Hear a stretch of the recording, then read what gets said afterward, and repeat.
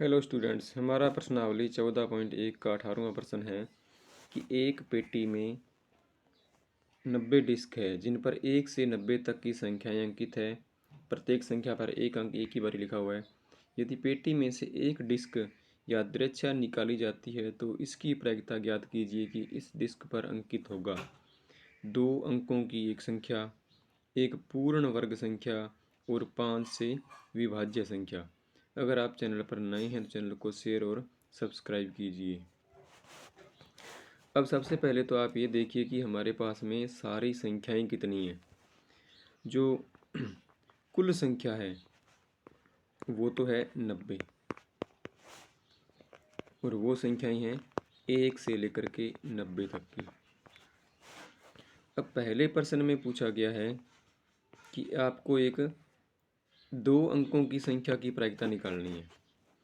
तो अब ये 1 2 3 4 8 9 तक जो संख्याएं होंगी ये एक अंक की है और 10 से लेकर के 90 तक की संख्याएं जो है वो है दो अंक की। तो दो अंक वाली संख्या यहाँ है कितनी सारी,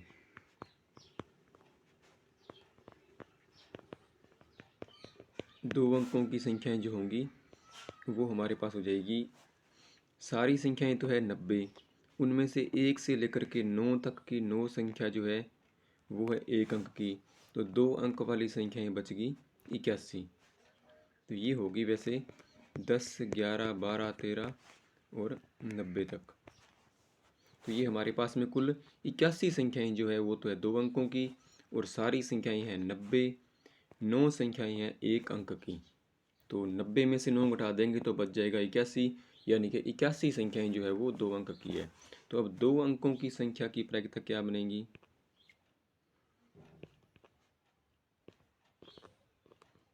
प्रायिकता ऑफ दो अंकों की संख्या। तो अनुकूल परिणाम घटना के हो गए 81 क्योंकि दो अंकों की 81 संख्याएं हैं, सारी संख्याएं 90, तो कुल परिणाम 90। 9 के पहाड़े में काट देंगे तो 9 गुणा 9 81 और 10 गुणा 9 हो जाएगा 90। तो 9/10 होगी इसकी प्रायिकता। दो अंकों की संख्या प्राप्त करने की प्रायिकता 9/10 है। अब इसका दूसरा भाग देखिए कि एक पूर्ण वर्ग संख्या। तो आप ये देखिए कि पूर्ण वर्ग संख्या कौन कौन सी है यहाँ पर 1 से लेकर के 90 तक में।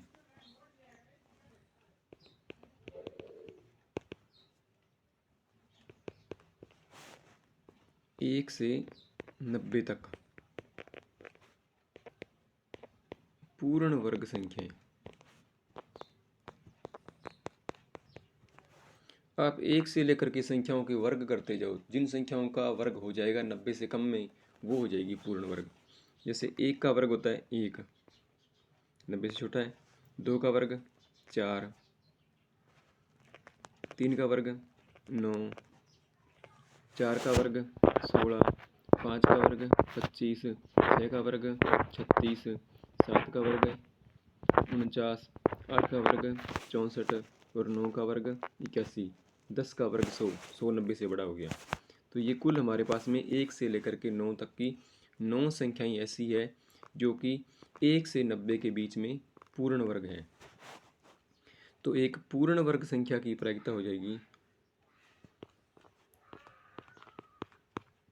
पूर्ण वर्ग संख्या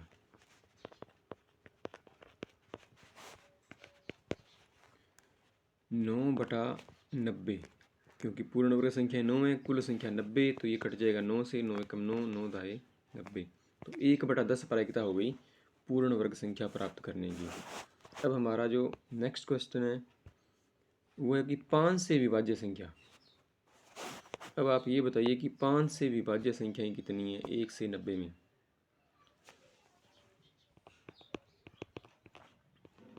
1 से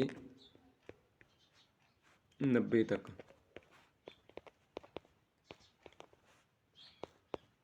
5 से विभाज्य संख्याएं।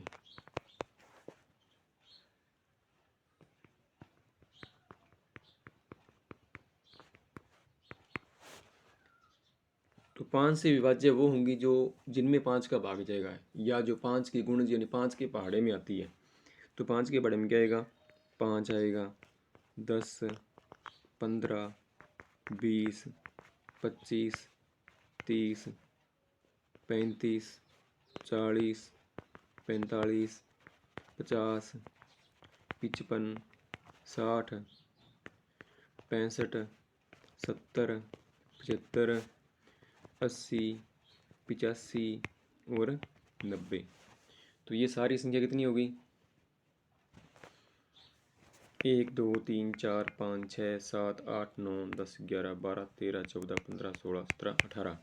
18 पंजे होते हैं 90, यानी कि ये 18 संख्याएँ होगी सारी। तो ऐसी 18 संख्याएँ हैं 1 से 90 तक, जिनमें 5 का भाग पूरा पूरा जाएगा। तो 5 से भाज्य संख्याओं की प्रायिकता क्या बनेगी? 5 से विभाज्य। तो 5 से विभाज्य संख्याओं की संख्या तो है 18 और कुल संख्या है 90। ये कट जाएगा 5 के पाड़े में। 18 एकम 18, 18 पंजे 90। तो 1/5 इसकी प्रायिकता होगी।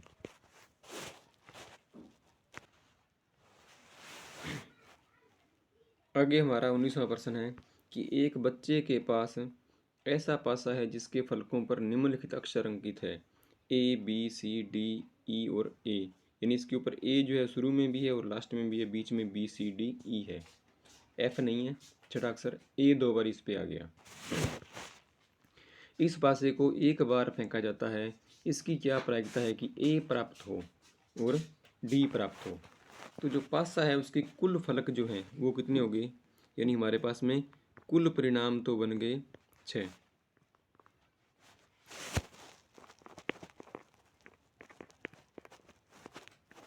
कुल परिणाम हो गए 6 और वो ये है A, B, C, D, E और फिर से A। अब हमसे पूछा ये गया है कि पासे को उछालने पर A आने की क्या प्रायिकता होगी? तो पासे पर A कितनी बारी है?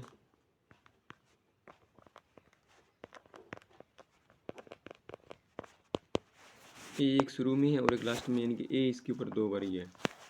तो A की प्रायिकता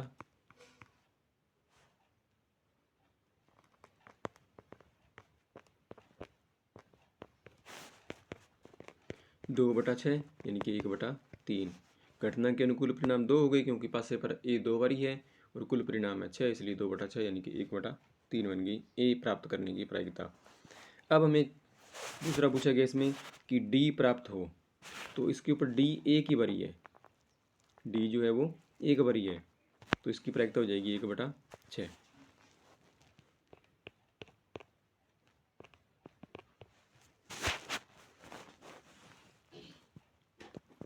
D है वो A की बार अंकित है।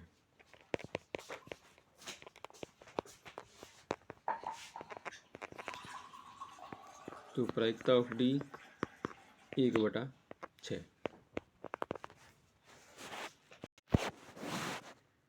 14.1 का हमारा 20वां प्रश्न है कि मान लीजिए आप एक पासे को आकृति 14.6 में दर्शाए आयताकार क्षेत्र में यादृच्छा रूप से गिराते हैं, तो इसकी क्या प्रायिकता है कि वह पासा 1 मीटर व्यास वाले वृत्त के अंदर गिरेगा? तो यहाँ पर जो आयत है उसकी लंबाई चौड़ाई दे रखी है। आयत की लंबाई तो है 3 मीटर और इसकी चौड़ाई है 2 मीटर।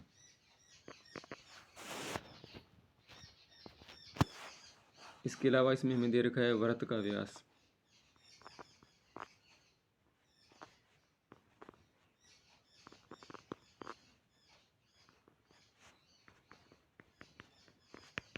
वो है 1 मीटर। तो वृत्त की त्रिज्या हो जाएगी 1/2 मीटर। अब हमारे पास में जो पासा गिराएंगे उसके लिए अनुकूल क्षेत्रफल तो हो जाएगा ये वृत्त, और कुल परिणाम जो होगा वो हो जाएगा आयत का क्षेत्रफल। तो इसकी प्रायिकता बन जाएगी वृत्त का क्षेत्रफल बटा में आयत का क्षेत्रफल। तो पहले हम ज्ञात करते हैं आयत का क्षेत्रफल। तो आयत का क्षेत्रफल तो हो जाएगा लंबाई गुणा चौड़ाई, जिनके 3 गुणा 2, 6 सेंटीमीटर स्क्वायर। और वृत्त का क्षेत्रफल हो जाएगा पाई r स्क्वायर, पाई का पाई रहने दो, और आर स्क्वायर यानी कि 1/2 की स्क्वायर, 1/2 की स्क्वायर हो जाएगी 1/4, तो पाई/4 सेमी स्क्वायर। अब उस पासे के वृत्त में गिरने की प्रायिकता,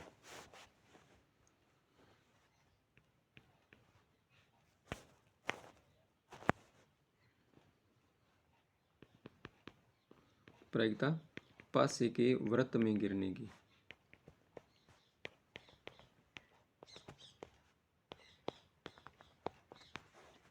ये हो जाएगी, अनुकूल परिणाम तो बनेगा इसमें वृत्त का क्षेत्रफल, क्योंकि पासे को वृत्त में गिराना है, और सारा क्षेत्रफल जो है वो हो जाएगा कुल परिणाम, वो है आयत का क्षेत्रफल।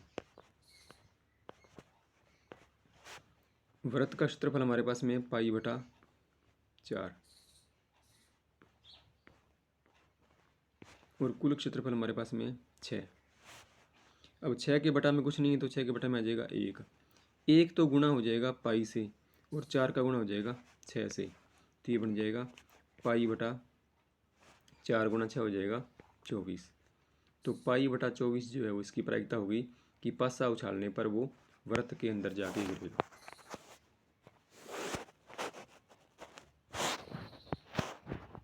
हमारा नेक्स्ट क्वेश्चन है कि 144 बॉल पेनों के समूह में से 20 बॉल पेन खराब है और शेष अच्छे हैं, तो कुल पेन तो हमारे पास में है 144,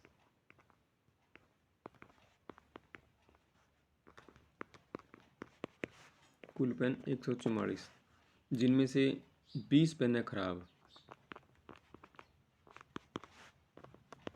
और अच्छे पेन जो हैं वो है 144 माइनस 20, यानी कि बाकी के अच्छे हैं सारे 124।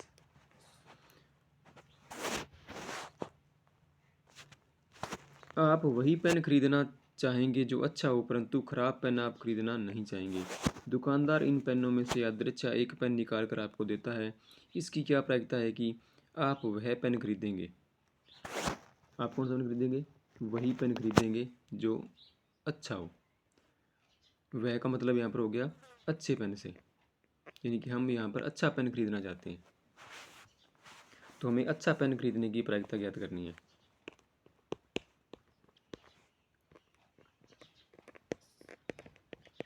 तो अच्छे पेन के अनुकूल परिणाम तो है 124 और कुल परिणाम है 144। ये घट जाएगा 4 के पाड़े में, 4 तिये 12, 4 एकम 4, 4 तिये 12, बच गया 2 24, 6 चौके 24, तो 31/36 प्रायिकता हुई अच्छा पेन खरीदने की। अब इसमें यह भी पूछा गया कि आप वह पेन नहीं खरीदेंगे। कौन सा नहीं खरीदेंगे? खराब। तो हमें यहाँ पर खराब पेन की प्रायिकता ज्ञात करनी है।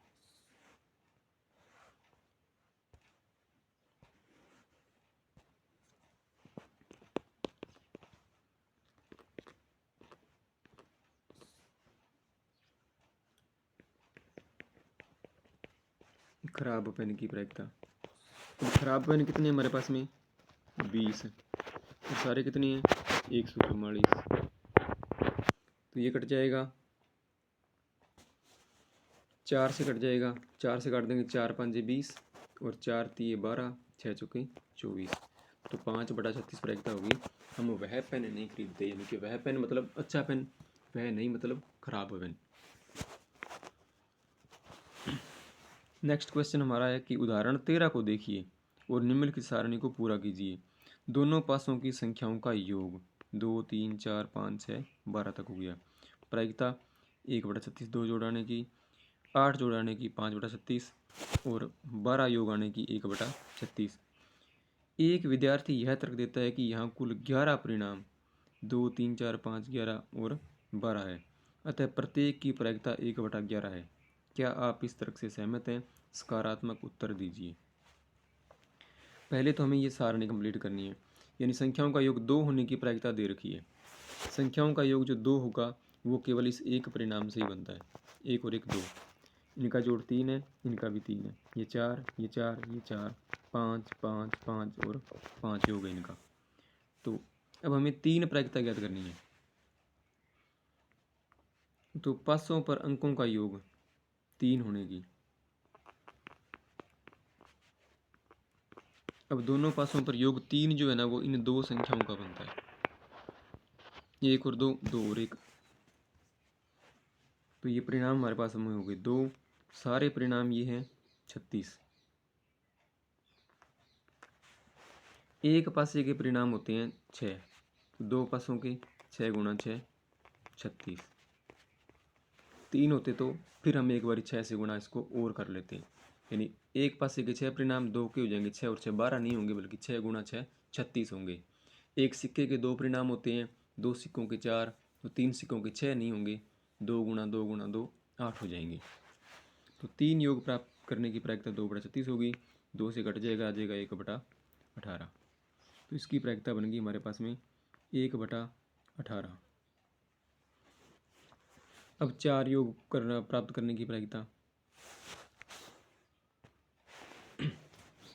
इस सारणी को आप दोबारा देखिए कि ये 1 और 1 जो है ना इनका योग तो बनता है 2, ये जो लाइन है इसका योग बनता है 3, इस लाइन का योग बनता है 4, इनका योग बनता है 5, इनका योग बनेगा सभी का 6, इनका जोड़ बनेगा 7, इनका योग हो जाएगा 8, इनका योग हो जाएगा 9, इनका योग 10, इनका योग 11 और इनका योग हो जाएगा 12। तो अब हमें 4 की प्रायिकता निकालनी है कि पासे पर अंकों का योग जो है वो 4 योग हो। तो 4 योग वाले परिणाम कितने बनते हैं हमारे पास में, 3 और 1, 2 और 2 और 1 और 3, यानी कि कुल परिणाम हमारे पास हो गई 3। तो प्रायिकता बनेगी 3/36, 3/36 यानी कि 1/12। अब हमें निकालनी है 4 के बाद में 5 की प्रायिकता। तो 5 योग की प्रायिकता क्या बनेगी, 5 योग हो गया 4 और 1, 3 और 2, 2 और 3, 1 और 4, कुल परिणाम हमारे पास में आएंगे 1 2 3 4। तो हो जाएगी 4/36।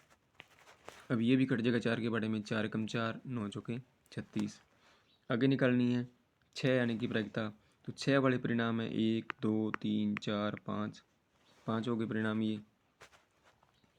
तो पासे पर अंकों का योग 6 होने की प्रायिकता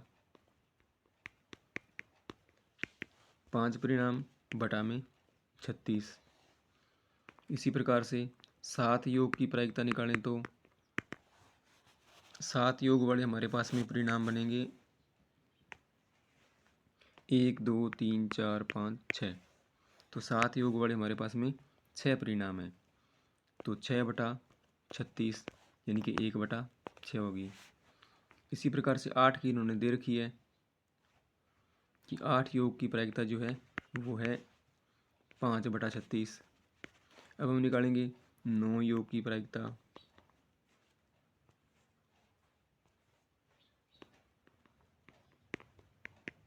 9 योग की प्रायिकता हो जाएगी, 9 के परिणाम बनेंगे 4/36 यानी कि 1/9। 10 योग की प्रायिकता, ये परिणाम अब लगातार एक एक कम होते जाएंगे, 3/36 यानी कि 1/12। 11 योग की प्रायिकता 2/36 यानी कि 1/18। और 12 योग की प्रायिकता 12, 6 और 6 का एक ही परिणाम आएगा, तो 1/36।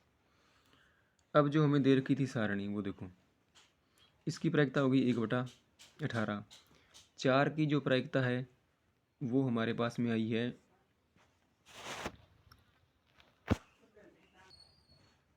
अब जो सेकंड क्वेश्चन इसमें है उसमें ये पूछा गया है कि एक विद्यार्थी यह तर्क देता है कि यहाँ कुल 11 परिणाम हैं। ये 11 बनते हैं, जोड़ 2 हो गया, 3 4 5 6 7 8 9 10 11 और 12, कुल परिणाम हो गए 11 और सारे हैं 36। तो वो कहता है कि इनकी प्रायिकता जो है वो 1/11 है। ये कहता है कि कुल परिणाम, तो प्रत्येक की प्रायिकता जो 1/11 बनेगी। क्या आप इससे सहमत हैं?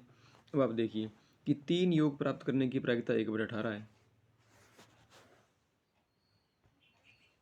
4 की योग की 3/36 यानी 1/12 होगी, 5 योग की प्रायिकता 1/9 आ गई। 6 योग की प्रायिकता 5/36, 7 योग की 1/6, 8 योग की 5/36 और 9 योग की प्रायिकता 1/9, 10 की 1/12, 11 की 1/18 और 12 योग प्राप्त करने की प्रायिकता 1/36 है। तो क्या उस बच्चे का परिणाम सही है? वो कहता है कि सभी की प्रायिकता 1/11 है। तो उस बच्चे के उत्तर से जो हम सहमत नहीं हैं, उस बच्चे के उत्तर से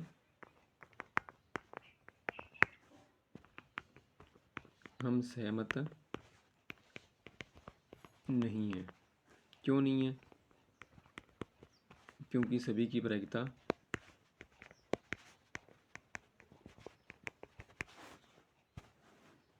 1/11 नहीं है, क्योंकि वो सबके लिए अलग अलग आती है। हमारा 23वां प्रश्न है कि एक खेल में 1 रुपये के सिक्के को 3 बार उछाला जाता है और प्रत्येक बार परिणाम लिख लिया जाता है। तीनों परिणाम समान होने पर, यानी तीनों चित हेड आने पर, तीनों पट, तीनों टल आने पर हनीफ खेल जीत जाएगा, अन्यथा वह हार जाएगा। यानी तीनों परिणाम समान आएंगे तो जीतेगा, तीनों परिणाम अलग अलग आ गए तो वो हार जाएगा। हनीफ के खेल में हार जाने की प्रायिकता प्रकलित कीजिए। तो ये हमारा 23वां प्रश्न है। तो इसमें एक सिक्के को 3 बार उछालने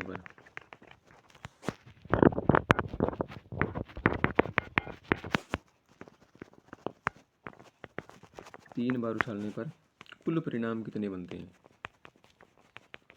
एक सिक्के के तो परिणाम बनते हैं 2, दूसरे सिक्के के फिर 2, तीसरे के फिर 2। तो एक सिक्के को 3 बार उछालने पर कुल 8 परिणाम बनते हैं। और ये 8 परिणाम बनते कौन कौन से हैं? या तो दोनों सिक्कों पर तीनों हेड आएंगे, या ऐसे हो सकता है कि पहले 2 पर तो हेड आ जाए, तीसरे पर आ जाए टेल। या ऐसे हो सकता है कि हेड टेल और हेड हो जाएगा। या ऐसे हो सकता है कि पहले सिक्के पर हेड और बाकी 2 पर टेल आ जाए। या ऐसे भी हो सकता है कि पहले सिक्के पर तो आए टेल और बाकी 2 पर हेड आए। या पहले पर टेल, दूसरे पर हेड, तीसरे पर टेल। या पहले पर टेल, दूसरे पर टेल, तीसरे पर हेड। या तीनों पर ही टेल आए। ये परिणाम आप आसानी से बना भी सकते हो। इसके लिए करना क्या होता है आपको कि एक सिक्के पर 2 होते हैं, हेड और टेल, 2 साइड है। और दूसरे सिक्के पर भी क्या होगा? हेड और टेल। तो ये एक बारी दोनों हेड मिल जाएंगे, एक बार ये हेड इस टेल से मिल जाएगा, एक बार ये टेल और हेड मिल जाएंगे, एक बार ये दोनों मिल जाएंगे। तो यहाँ पर बनते हैं, यानी ये एक सिक्का हो गया, ये एक हो गया, 2 सिक्कों के परिणाम है। तो दोनों हेड या फिर हेड और टेल, या टेल और हेड, या दोनों टेल। अब तीसरा सिक्का जो होगा उसके ऊपर क्या आएगा? या तो हेड आएगा या टेल आएगा। तो जब उसके ऊपर हेड या टेल आएगा तो एक बारी इनमें हम हेड जोड़ देंगे शुरू में, और एक बारी शुरू में 4 परिणाम के टेल जोड़ देंगे। जब इनमें हेड जोड़ेंगे तो ये तीनों हेड हो जाएंगे, हेड टेल हेड।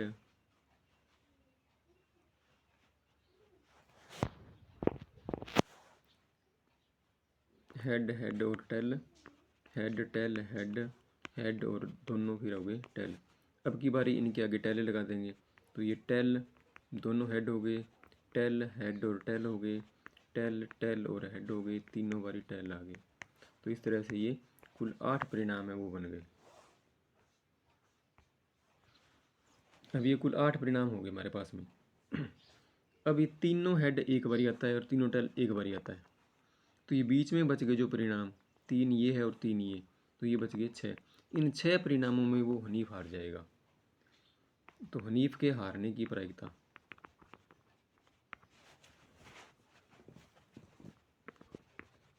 हनीफ के हारने की प्रायिकता 6 परिणाम 6/8, तो 2/4। तो उस हनीफ के वो गेम हारने की प्रायिकता जो है वो 6 को काटेंगे 2 से 3 आएगा, 3/4। तो हनीफ के गेम हारने की प्रायिकता जो है वो 3/4 है। हमारा नेक्स्ट क्वेश्चन है 24वां कि एक पासे को 2 बार फेंका जाता है, इसकी क्या प्रायिकता है कि 5 किसी भी बार नहीं आएगा, 5 कम से कम एक बार आएगा। तो 5 किसी भी बार नहीं आएगा। तो 2 पासे यहाँ पर, तो 2 पासे उछालने पर कुल परिणाम क्या बनते हैं? 2 पासे उछालने पर कुल परिणाम एक पासे के 6 परिणाम, दूसरे के 6, दोनों के मिलके हो गए 36, और ये है 36 परिणाम इस सारणी में। तो इन 36 परिणामों में कोई परिणाम आएगा। तो ये पूछ रहा है कि 5 किसी भी बार नहीं आएगा। 5 आता कब कब है? 5 एक तो इस लाइन में आ रहा है और एक बारी 5 आ रहा है इस लाइन में। तो ये कितने परिणाम हो गए? 1 2 3 4 5 6 7 8 9 10 11। तो 36 में से हम 11 घटा देंगे तो 5 कितनी बार नहीं आता? 25 बार नहीं आता। 5 नहीं आएगा। सारे परिणाम 36 और 11 परिणामों में 5 आता है तो बच गया 25। अब 5 नहीं आने की प्रायिकता क्या हो जाएगी? 25/36। आगे इसमें ये पूछा गया है कि कम से कम एक बार 5 आएगा। अब ये शब्द जो है ना, कम से कम एक, इसका कुछ मतलब बनता है।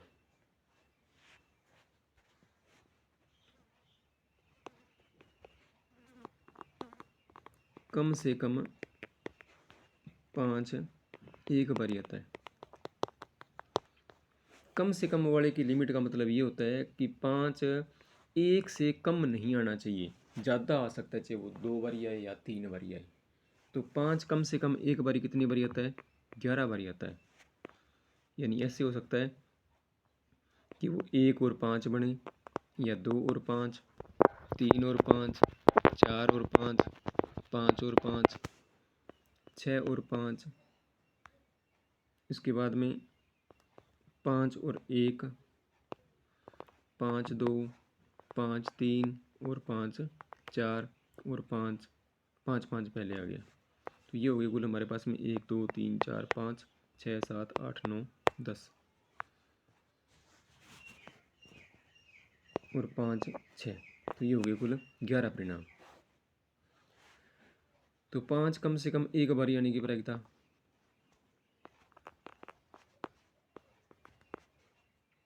कम से कम 5 एक बारी आए, तो इसकी प्रायिकता हो जाएगी 11/36। कम से कम का मतलब है कि वो एक से कम नहीं होना चाहिए, 0 बार वाले परिणाम नहीं आएंगे। नेक्स्ट प्रश्न हमारा है कि निम्नलिखित में से तर्क सत्य और कौन सा तर्क असत्य है, कारण सहित उत्तर दीजिए। 2 सिक्कों को एक साथ फैला जाता है तो उसके 3 संभावित परिणाम, 2 चित्त, 2 पट या प्रत्येक एक बार, यानी एक बारी हेड और एक बारी टेल। तो इनमें से प्रत्येक के परिणाम की प्रायिकता 1/3 बन गई। तो जब हम 2 सिक्के उछालते हैं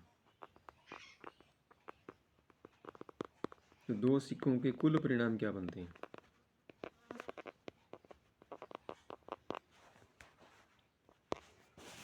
एक सिक्के के परिणाम 2, दूसरे के 2, तो ये सारे बन गए 4।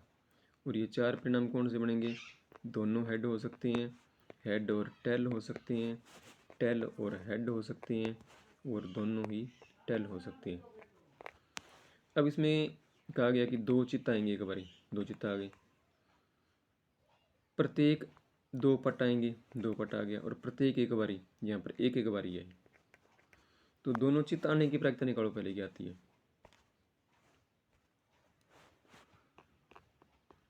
दोनों हेड आने की प्रायिकता, दोनों हेड के परिणाम 1, सारे परिणाम 4, और प्रत्येक एक बारी आता है, प्रत्येक एक बारी। यानी यहाँ पर हेड टेल या टेल हेड लिखे फिक्स नहीं करेंगे कि हेड टेल की प्रायिकता निकाली जा रही है टेल हेड की, तो प्रत्येक एक बारी। तो प्रत्येक एक बारी में देखो कि एक बारी हेड और एक बारी टेल जो है ना, ये 2 बारी आ गए वैसे इसमें। तो इसके परिणाम बन गए 2। तो 2/4 यानी कि इसकी प्रायिकता होगी 1/2। और दोनों टैल आने की प्रायिकता, परिणाम इसका 1/4। तो वो विद्यार्थी जो है, परिणाम इसमें तर्क क्या दे रखा है प्रश्न, कि 2 सिक्कों को एक साथ उछालने पर प्रत्येक की प्रायिकता जो है ना वो 1/3 है। तो बताओ इनमें से प्रायिकता 1/3 है? किसी की भी प्रायिकता 1/3 नहीं है। यहाँ पर किसी की भी प्रायिकता 1/3 नहीं है।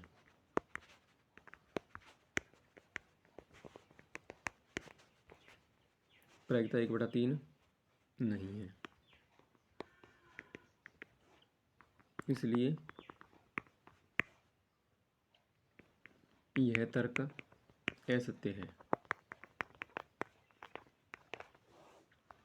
अब दूसरा इसमें यह पूछा गया है कि एक पासे को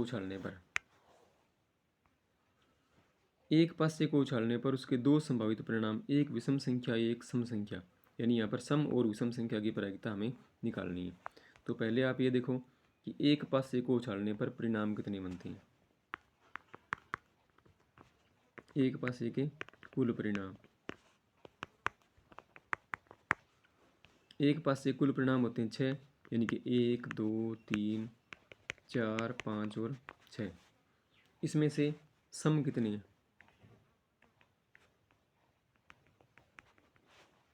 2 4 और 6, 3। 2 4 और 6 3 संख्या होगी। और विषम 1 3 और 5, ये भी होगी 3, 1 3 और 5। तो पासे के ऊपर सम अंक आने की प्रायिकता, सम अंक के परिणाम 3, कुल 6, तो प्रायिकता 1/2। और विषम अंक आने की प्रायिकता, विषम अंक भी 3, कुल परिणाम 6, तो 1/2। तो ये वाला तर्क जो है ना वो सत्य है, क्योंकि सबकी प्रायिकता, सम और विषम संख्याओं की प्रायिकता पासे पर 1/2 ही आती है। तो ये हमारी प्रश्नावली 14.1 का अंतिम प्रश्न था। अगर आप चैनल पर नए हैं तो चैनल को सब्सक्राइब कीजिए, बेल आइकन को प्रेस कीजिए, ताकि आपको नए वीडियो का नोटिफिकेशन मिल सके और आपको एजुकेशन में सहायता मिले। धन्यवाद।